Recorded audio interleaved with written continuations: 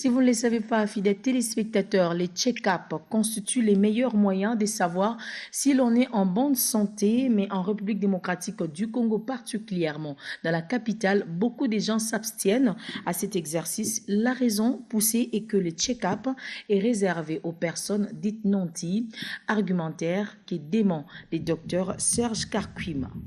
D'après ces professionnels de santé du Centre médecine interne et cardiologie de la Gombe, il ne suffit pas d'avoir de moyens pour aller à l'hôpital pour faire un check-up, mais c'est plutôt l'orientation du médecin qui doit primer par rapport à une plainte.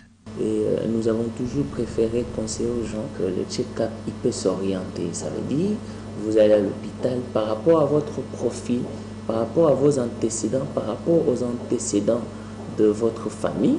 Par exemple, vous venez à l'hôpital, vous avez 55 ans, vous avez 60 ans, et dans votre histoire, on dit votre papa est mort d'une maladie cardiovasculaire. Comme vous êtes né de lui, ça veut dire que vous avez aussi cette possibilité de faire cette maladie. Alors, le médecin qui vous reçoit, le check-up, il va l'orienter en recherchant, par exemple, des maladies cardiovasculaires. À lui de poursuivre que ces derniers temps, les maladies transmissibles sont en vogue et que l'argumentaire de gens sur la non-pratique du check-up n'a pas sa raison d'être, malgré les faibles moyens de Quinoa. Quand ça dépend de ses revenus, le check-up peut s'orienter. On peut orienter son check-up pour rechercher les maladies cardiovasculaires, notamment l'hypertension. Pour l'hypertension, ce qu'il faut faire, c'est seulement mesurer sa pression artérielle.